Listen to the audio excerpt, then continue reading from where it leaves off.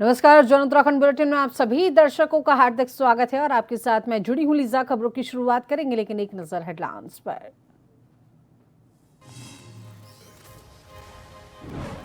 CM Dhami ने रक्षाबंधन को लेकर महिलाओं को दी सौगात। राज्य सरकार 2 दिन तक निःशुल्क यात्रा की देगी सौगात। भाई बहन के प्रेम और स्नेह का है पर्व।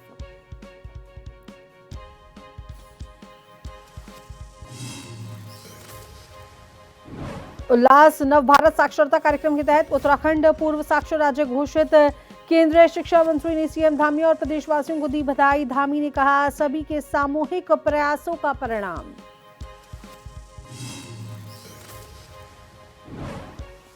रामनगर में अलग अलग हादसे से मचा हड़कंप। सिंचाई नहर में अज्ञात व्यक्ति का मिला शव। कोसी बैराज पर कार को बचाने के चक्कर में डंपर नहर में गिरा। चालक और परिचालक को आई चोट।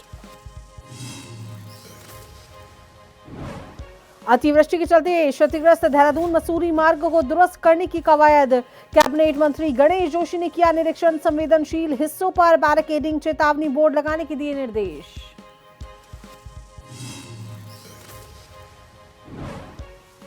देशभक्ति और राष्ट्रीय अखंडता का दिया संदेश। बाजपुर में निकाली गई तिरंगा यात्रा। भारत माता के जयकारों से गूंजा शहर। स्कूली बच्चे और एनसीसी कैडेट रहे मौजूद।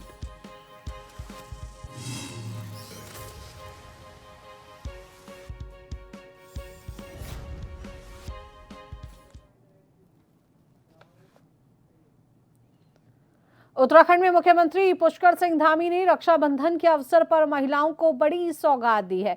मुख्यमंत्री ने कहा कि रक्षाबंधन भाई बहन के अटूट प्रेम और स्नेह का पर्व है और इस अवसर पर बहनों को अपने भाइयों से मिलने और राखी बांधने में किसी तरह की परेशानी ना हो, इसके लिए राज्य सरकार 2 दिन तक महिलाओं को बसों में निःशुल्क यात्रा की सुविधा देगी।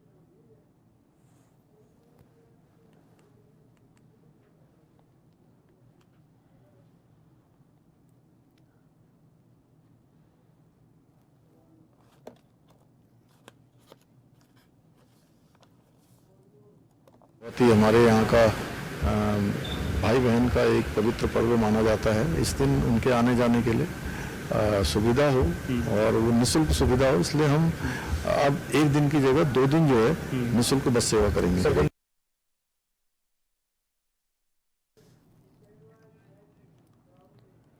केंद्रीय शिक्षा मंत्री प्रहलाद जोशी ने उल्लास नव भारत साक्षरता कार्यक्रम के तहत उत्तराखंड को पूर्ण साक्षर राज्य घोषित किए जाने पर मुख्यमंत्री पुष्कर सिंह धामी और प्रदेशवासियों को बधाई दी है।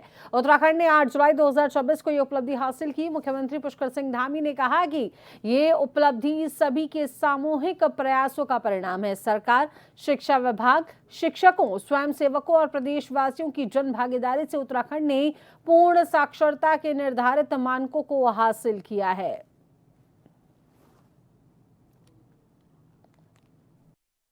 इसमें पूरी टीम, सभी लोगों ने अलग अलग क्षेत्रों में बहुत अच्छा काम किया है। उस कारण से शिक्षा के क्षेत्र में पूरी तरह से साक्षरता के लिए जो क्वालिफिकेशन होती है, औपचारिकताएं होती हैं, वो सभी हमारे राज्य ने पूरी की है। मैं सभी राज्यवासियों को सबको बधाई देता हूँ।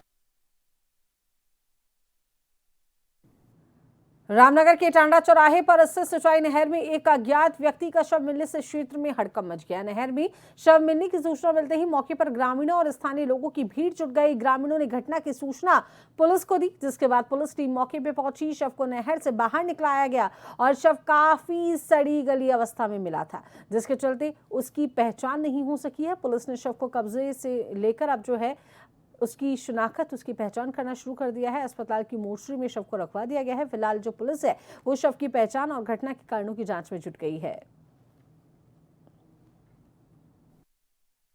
जब मैंने जो है आकर के देखा तो डेड बॉडी जो है पहचानने में नहीं आ रही, फूल चुकी थी। मैंने तुरंत तिरवंदारा चौकी इंचार्ज साहब को फ़ोन किया, उनको सूचना दी। फिर बाद में तिरवंदारा चौकी पुलिस आई है। मौके पर देखा डेड बॉडी पूरी फूल चुकी थी, फंसी हुई थी पुलिया के अंदर।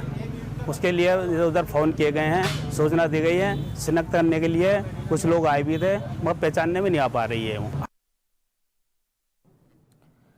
रामनगर के कोसी बैराज पर गुरुवार को उस समय बड़ा हादसा हो गया जब सामने से आ रही कार को बचाने के चक्कर में एक डंपर अनियंत्रित होकर सिंचाई नहर में जा गिरा। डंपर के नहर में गिरते ही मौके पर अफरा तफरी का माहौल देखने को मिला। हादसे में डंपर चालक और परिचालक को मामूली चोटें आई हैं। गनीमत रही कि हादसे में कोई बड़ा नुकसान नहीं हुआ है। सूचना के बाद मौके पर पहुंचे लोगों ने दोनों को बाहर निकाला। फिलहाल हादसे के कारणों की जानकारी जुटाई जा रही है।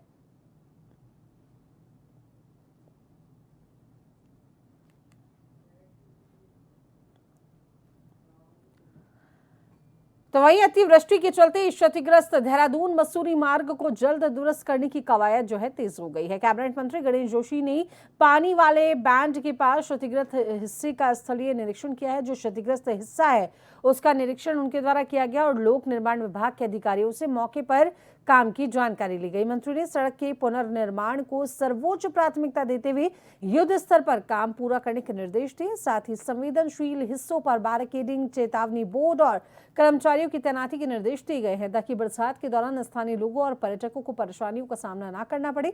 देहरादून मसूरी के बीच यातायात जल्द सामान्य हो सके।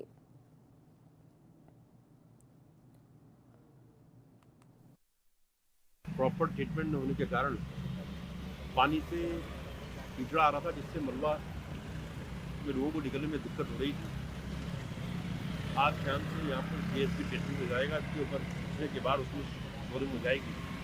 जो कीचड़ है उससे निजात मिलेगी, क्योंकि कल से टूरिस्ट सीजन हमारा शुरू हो रहा है। 15 अगस्त की वजह से टूरिस्ट काफ़ी संख्या में यहाँ पर आते हैं। तो कल हमने इनको कहा कि आज पूरी रात काम करके 11 बजे के बाद ट्रैफिक बंद कर दिया जाए और सुबह तक जो है उसको रूट को ठीक कर दिया जाए, ताकि मसूरी के जो होटेलियर्स हैं विशेषकर उसकी पूरी इकोनॉमी जो है टूरिज्म पर है और टूरिस्ट को आने जाने में कोई दिक्कत न हो। डोईवाला के भानियावाला में बजरंग दल कार्यकर्ताओं ने गौ तस्करों को पकड़कर जौलीग्रांट पुलिस के हवाले कर दिया। आपको बता दें कि जौलीग्रांट एयरपोर्ट से हरिद्वार की ओर जा रही एक संदिग्ध पिकअप को पीछा करते हुए जब बजरंग दल के कार्यकर्ताओं ने रोका तो गाड़ी में 3 से 4 गौवंश मिले। इसके बाद बजरंग दल कार्यकर्ता गाड़ी को जौलीग्रांट चौकी लेकर गए और गौ तस्करों को पुलिस के हवाले किया। फिलहाल पुलिस मामले की जाँच कर रही है।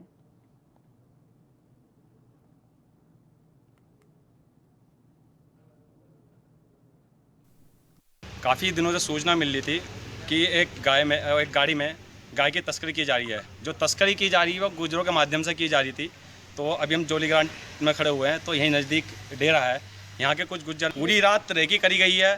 इनकी गाड़ी को टक्कर भी मारी गई है, गाड़ी का पीछा किया गया है, गाड़ी भी ध्वस्त हुई है। इनकी बड़ी कड़ी मेहनत के तब जाके ये गाय पकड़ी गई। आपने वीडियो भी बना ली होगी, देखा होगा क्या स्थिति हो रखी है। ये गौ तस्करी की जा रही थी और कटान के लिए इनको रुड़की वगैरह लेके जा रहा था। जो आज बजरंग दल की टीम ने, और सबसे बड़ा सहयोग अमित भाई का, इनकी पूरी टीम का है, जो पूरी रात जाग के रोड पे इन गौ तस्करों की तस्करी करते हैं और इनको पकड़ते हैं। बाजपुर में स्वतंत्रता दिवस के अवसर पर देशभक्ति और राष्ट्रीय एकता का संदेश देते हुए भव्य तिरंगा यात्रा निकाली गई और यात्रा में स्कूली बच्चों के साथ बड़ी संख्या में एनसीसी कैडेट्स ने हिस्सा लिया। हाथों में तिरंगा और जुबान पर भारत माता की जय के नारों से पूरा शहर देशभक्ति के रंग में नजर आया। बाजपुर में स्वतंत्रता दिवस के पावन अवसर पर भव्य तिरंगा यात्रा का आयोजन किया गया। नगर के प्रमुख स्थल से शुरू हुई ये यात्रा शहर के विभिन्न मुख्य मार्गों, बाजारों और चौराहों से होकर गुजरी है। यात्रा में इस क्षेत्र के विभिन्न विद्यालयों के छात्र छात्राओं और एनसीसी कैडेट्स ने बढ़ चढ़कर भाग लिया। हाथों में लहराते तिरंगे और देशभक्ति के नारों ने माहौल को पूरी तरीके से राष्ट्र प्रेम से सराबोर कर दिया और इस दौरान बच्चों और एनसीसी कैडेट्स में खासा उत्साह नजर आया। भारत माता की जय और वंदे मातरम के नारों से पूरा बाजपुर गूंज उठा।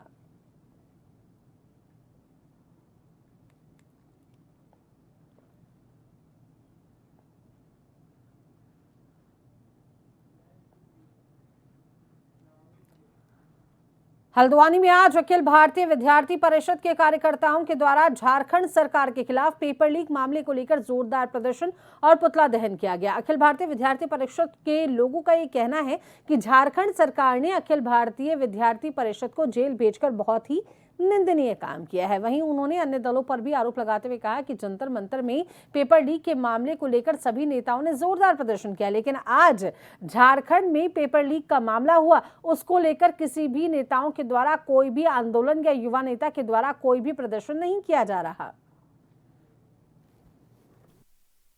आप सभी को पता है झारखंड में पेपर लीक हुआ है, जिसको लेकर वहां काफी लंबे समय से छात्र छात्राओं द्वारा, अखिल भारतीय विद्यार्थी परिषद के कार्यकर्ताओं द्वारा प्रोटेस्ट चल रहा है।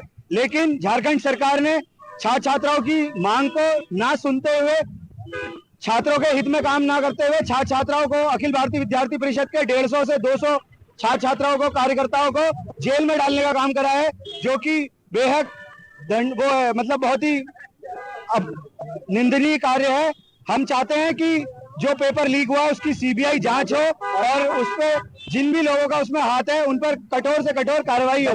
मैं आप सभी को बताना चाहूंगा, इस वक्त अखिल भारतीय विद्यार्थी परिषद कुमाऊं के सबसे बड़े महाविद्यालय एमबीबीजी महाविद्यालय के बाहर पे यहाँ पे विद्यार्थी परिषद द्वारा एक पुतला फूका गया, जो झारखंड में जो बच्चे जो पेपर लीक के कारण जो वहां धरना प्रदर्शन कर रहे थे, उन लोगों को सजा करी गई है, उनको जेल भेजा गया है। तो सबसे पहले मैं सरकार से यही अनुरोध करूंगा, उनको जल्द से जल्द उनको रिहा करा जाए। अगर रिहा वो नहीं करते हैं तो यहाँ पे विद्यार्थी परिषद द्वारा पूरे देश, पूरे प्रदेश, हर जगह धरने में बैठेगी। सब जगह विद्यार्थी परिषद के कार्यकर्ता धरने में बैठेंगे। जिस रामनगर की रंजना कुमाऊं की पारंपरिक कला और आकर्षक डिजाइन के मेल से अनोखी राखियां बन रही हैं, जिनकी विदेशों से भी अब मांग होने लगी है। उनकी राखियां लोगों का ध्यान अपनी ओर आकर्षित कर रही हैं। उत्तराखंड के रामनगर की ऐपन कलाकार रंजना नेगी कुमाऊं की पारंपरिक कला को बढ़ावा देते हुए त्योहारों के लिए अलग अलग चीजें बनाती हैं। ऐपन कला जमीन या दीवार पर बनाए जाने वाले अनोखे ज्यामितीय पैटर्न के लिए जानी जाती है।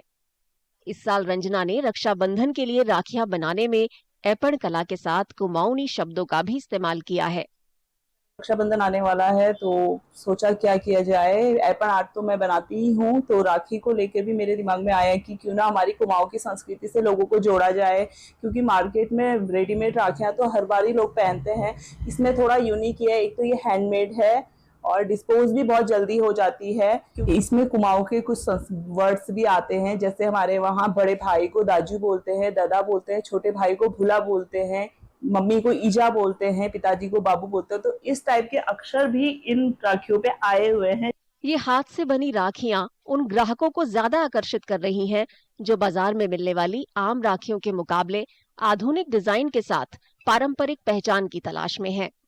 मुझे राखियां यहाँ की बहुत पसंद आई, क्योंकि इसमें भाई का नाम, दाजू, ईजा, बाजू, अगर हम अपने पापा को पहनानी है, किसी को भी पहनानी है, तो हम उनके नाम के हिसाब से उन्हें पहना सकते हैं। और राखियां तो मुझे बहुत ज्यादा पसंद आई हैं, इसीलिए मतलब मैं दौड़ी दौड़ी आई हूँ राखियां लेने के लिए यहाँ पे। रामनगर की रंजना की पहल की बदौलत उनकी खूबसूरत राखियों के चर्चे आज देश ही नहीं विदेश में भी हैं। इस साल रक्षाबंधन 28 अगस्त को मनाया जाएगा। तो रुड़की में फायरिंग की घटना सामने आने के बाद हड़कंप मच गया। डबल फाटक रेलवे पुल के पास बाइक सवार युवकों ने मोहम्मदपुर गांव के 17 वर्षीय प्रियांशु को गोली मार दी। गोली लगने से प्रियांशु गंभीर रूप से घायल हो गया। आनन फानन में पुलिस ने घायल युवक को रुड़की के सरकारी अस्पताल पहुंचाया, जहां प्राथमिक उपचार के बाद चिकित्सकों ने उसे हायर सेंटर रेफर कर दिया है। फायरिंग की वारदात को अंजाम देने के बाद बाइक सवार युवक मौके से फरार हो गए हैं। फिलहाल पुलिस हमलावरों की तलाश में अब जुट गई है।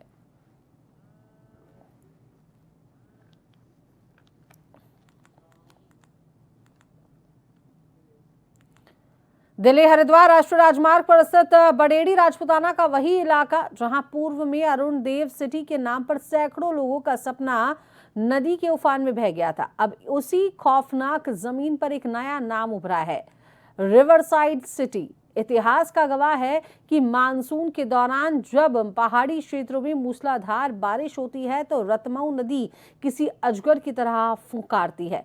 फ्लैश फ्लड के दौरान इस नदी का पानी कैंटमेंट एरिया की सीमाओं को तोड़कर सीधे बडेड़ी राजपुताना के मैदानी इलाकों में तबाही मचाता है। और पूर्व में भी जब यहां कॉलोनी काटी गई थी तब नदी की उग्र धाराओं ने सड़कें, बाउंड्री वॉल और निर्माणाधीन मकानों को तिनके की तरह बहा दिया था। अब सवाल यह है कि क्या नेशनल ग्रीन के उन सख्त नियमों को हवा में उड़ा दिया गया है जो नदी के फ्लड प्लेन में निर्माण को प्रतिबंधित करते हैं, और क्या हरिद्वार रुड़की विकास प्राधिकरण और स्थानीय प्रशासन की आंखों के सामने ये नई प्लॉटिंग हो रही है? यदि कल को भारी मानसून में रतमऊ फिर विकराल रूप लेती है और जनधन की हानि होती है तो इसका जिम्मेदार कौन होगा?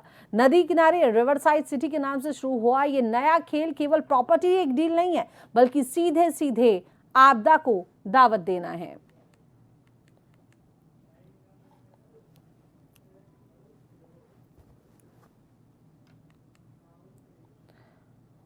एसपी चंपावत रेखा यादव के निर्देश में जनपद में नशे के विरुद्ध लगातार कार्रवाई जारी है। सपा के निर्देश पर पंचेश्वर कोतवाली प्रभारी दीवान सिंह बिश्र के नेतृत्व में पंचेश्वर पुलिस ने लोहाघाट के ग्राम मल्ला खतेड़ा में बंजर भूमि, जंगल किनारे नालों के पास अवैध रूप से की जा रही लगभग 18 नाली भांग की खेती को नष्ट किया है। एसपी चंपावत ने कहा है कि नशे की खेती और नशे के कारोबार के खिलाफ चंपावत पुलिस का अभियान लगातार जारी रहेगा। उन्होंने बताया है कि अब तक 400 से अधिक नाली भूमि में लगाई गई भांग की खेती को नष्ट किया जा चुका है। अभियान लगातार जारी है।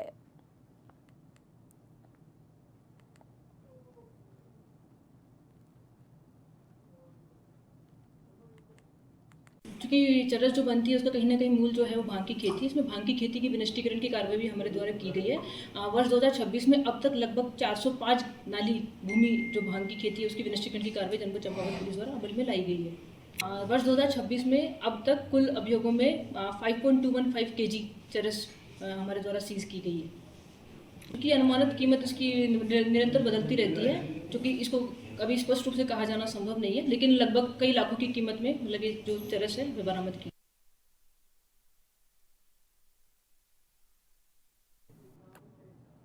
मानसूनी सीजन को देखते हुए होने वाली आपदाओं को लेकर चंपावत जिला प्रशासन पूरी तरीके से अलर्ट मोड पर है। जिलाधिकारी चंपावत मनीष कुमार के द्वारा सभी अधिकारियों व कर्मचारियों को 24 घंटे सतर्क रहने के निर्देश दिए गए हैं। एसडीएम लोहाघाट नीतू डांगर ने बताया है कि जिलाधिकारी के निर्देश पर लोहाघाट क्षेत्र में आपदा को लेकर सभी अधिकारियों कर्मचारियों को सतर्क रहने का निर्देश दिया गया है। एसडीएम ने यह भी बताया है कि पहाड़ों में लगातार बारिश के चलते नदियां व गधेरे उफान पर हैं, जिसके लिए जनता से नदी व गधेरों के किनारे न जाने तथा मवेशियों को भी न छोड़ने की अपील की गई है। तो वहीं राष्ट्रीय राजमार्ग तथा राज्यमार्ग में जगह जगह मशीनें तैनात की गई हैं। सड़क बंद होने की स्थिति में संबंधित विभाग के अधिकारियों को तत्काल सड़क खोलने के लिए निर्देशित किया गया है।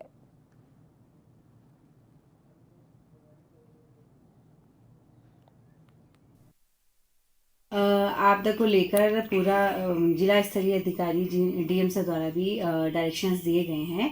सभी लोग अलर्ट मोड पे हैं। कहीं भी कोई भी ऐसी सूचना प्राप्त होती है तो तुरंत वहां जाकर उनकी मदद करनी और उसका समाधान करना, ऐसे डायरेक्शंस दिए गए हैं। जैसे अभी 2 दिन पहले हमारे घाट के पास रोड ब्लॉक हो गई थी, तो एनएच के एक्सीएन जेईज हमारी पूरी टीम मौके पे पहुंची और जितना जल्दी हो सकता था उसको हमने खोलने का प्रयास किया। हमारा मुख्य उद्देश्य ये है कि पब्लिक को किसी तरह की कोई असुविधा ना हो और उनको तत्काल राहत राशि या राहत सामग्री या राहत सहायता मौके पे ही तुरंत उपलब्ध करा दी जाए।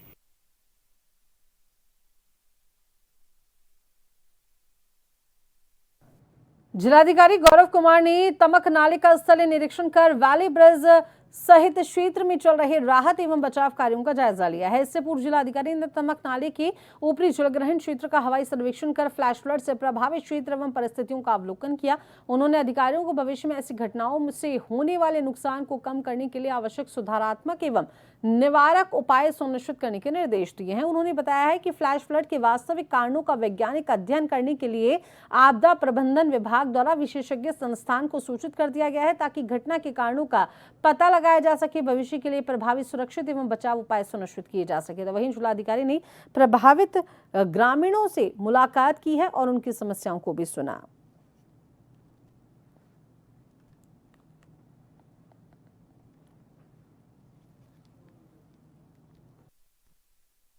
तमक नाला क्षेत्र में फ्लैश फ्लड आई थी, चूँकि ये पिछले वर्ष भी आई थी और इस वर्ष भी आई है, तो उसके क्या वास्तविक कारण हैं इसके संबंध में यदि भी आपदा प्रबंधन विभाग के द्वारा एक्सपर्ट इंस्टीट्यूट को इंटीमेट कर दिया गया है।